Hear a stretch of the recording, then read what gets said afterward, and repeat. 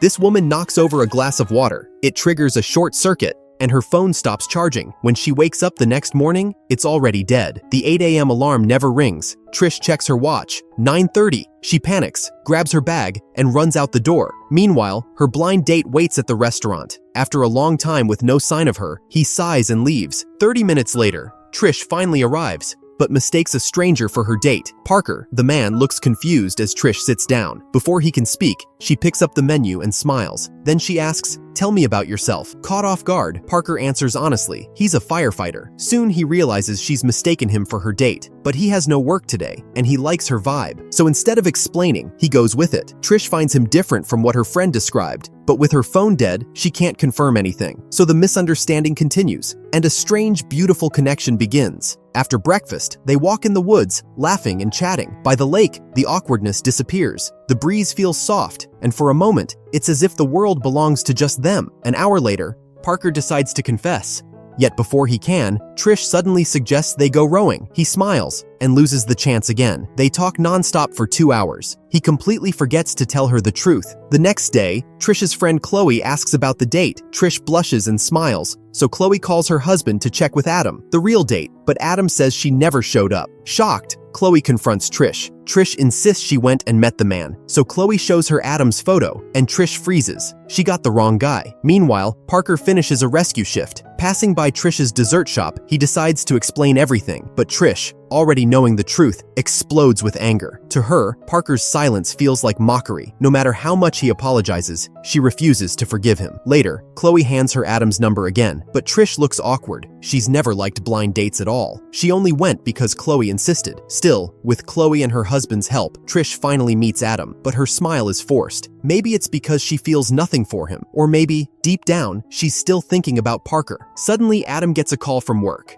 Adam has to end the date early. He apologizes to Trish, but to his surprise, she seems even more eager to leave. What she doesn't know is, Adam actually likes her. He even asks her out again for Saturday night, and the next day, sends flowers to her store. Yet, the moment Trish sees his name on the card, she throws the bouquet straight into the trash. Meanwhile, Parker's story has spread through the fire station. His coworkers tease him, giving all kinds of advice. One of them says, "You'll never win if you just wait," so Parker decides to take the initiative. He sends Trish a small gift, a whisk and a clip. After a day to cool down, Trish's anger fades. She realizes Parker never meant to deceive her. Still, she doesn't plan to see him again. And as for Adam, she's not interested either. Saturday night, she goes to the date out of courtesy, but returns home quickly afterward. She starts calculating her finances. Turns out she's in trouble. A heavy mortgage and a struggling business have left her short on cash. To save her bakery, she signs up for the town's annual cake competition. The first place prize? $30,000. Enough to fix everything. Now, all her focus is on that contest. She has no time for romance, and yet, someone has already fallen for her. Since he doesn't have her number, Parker shows up at her bakery again. Thanks to his previous gift, Trish doesn't chase him out, but she makes it clear she's not planning to date anyone. Parker smiles. "You've worked all day. You should take a break." Trish refuses, saying she can't leave the shop, but her coworker quickly says, "Go ahead, I can handle it." Left with no excuse, Trish agrees. As they walk, Parker asks about Adam. Trish answers directly. She's not interested. After some pushing, she also admits she's facing financial problems and doesn't have time for love. She hopes that'll make Parker back off, but he doesn't. Instead, he changes the topic. "Besides cooking, what else do you like?" Trish shrugs. "Maybe painting." Parker keeps asking small questions, and somehow, she keeps answering. The conversation flows easily. By the time he drops her off that day, Trish can't help but notice he seems to be hiding something about his past, but she doesn't dig deeper. She's already decided to end things here. The next day, everything changes. Her bakery oven suddenly stops working. It's the weekend, no repair staff available. Desperate, she even calls Adam, but he's stuck at work until evening. Online orders are piling up. She can't wait that long. Out of options, she suddenly thinks of Parker, and she's right. He shows up fast. Though not a pro, he checks every part carefully and finds the problem: a clogged filter. A few tweaks later, the oven works again. Grateful, Trish thanks him. Parker grins and says, "Then go somewhere with me tomorrow." Too embarrassed to refuse, Trish agrees. The next day, they meet at an art studio. Remembering the day in the park when he asked if she liked painting, Trish feels an unexpected warmth. She's moved that he actually remembered. They start painting side by side, sharing thoughts. trading ideas, and laughing through the afternoon. For the first time in a long while, Trish feels truly relaxed, and maybe, just maybe, a little happy again. Good times never last long. Soon, it's time to say goodbye again. When their eyes meet, Parker leans closer. Trish doesn't pull away. To her surprise, she ends up kissing the man she swore not to date. Afterward, she spends a long time thinking. She decides not to run anymore. Love and competition don't have to clash. She'll just keep her focus on the cake contest for the next 2 months. The next day, Trish brings a box of desserts to the fire station, just wanting to see Parker, but she doesn't expect his hidden past to come to light. After they agree to meet less during the contest, Parker takes her on a short tour of the station. When they pass the locker room, a supervisor calls Parker away to get some files. Trish notices his locker door is slightly open. She pushes it gently. Something falls inside. When she looks closer, her eyes land on a photo stuck inside the door. Parker is in it.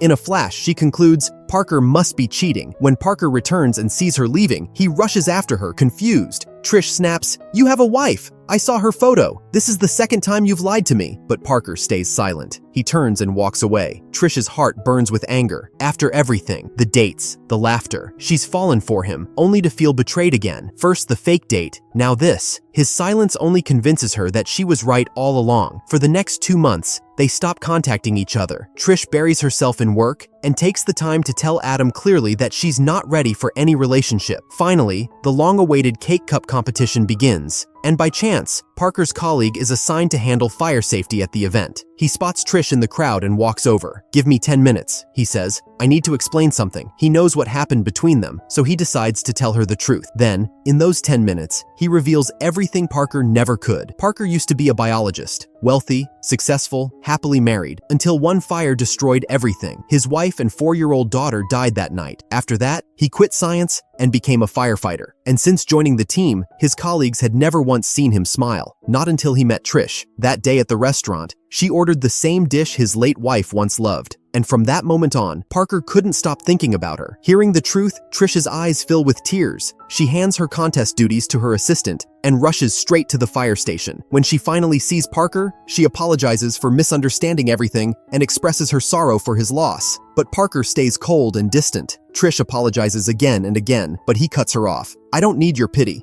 The reason he didn't explain before," he says, "wasn't just because of the pain. It was because he didn't want her to stay out of sympathy. He wants real love, not guilt." Now, Parker can't even tell. Is Trish here because she loves him, or just because she feels sorry? When she leaves in tears, his teammates confront him, the same brothers who always had his back stand before him for once. And this time, they're furious. "Wake up," one of them says. "You're pushing away the only person who ever made you smile again." Parker's co-workers look him straight in the eye. "Love is a feeling," one of them says. "It can survive hardship and pain, but not a closed heart. No one can always think for the other person." And if Trish got angry when she saw that photo, it's because she cared. They tell him he's the one still running away, that after all these years, he's been too afraid to face reality. Their words hit Parker like thunder. On the other hand, Trish's bakery wins first place at the Cake Cup. Her coworkers invite her to a fancy restaurant to celebrate at 9 a.m. the next morning. As she's cleaning up, her phone slips from her hand and falls into water. She dries it in rice overnight. The next morning, her alarm never rings, but she still gets up and heads to the restaurant. What she doesn't realize is that her watch battery died yesterday. The hands have been stuck at 9 o'clock all along. She's actually an hour early, and that 1-hour gap leads her straight into fate's arms again, right as Parker walks in to pick up a package. For the second time, they meet because of pure coincidence.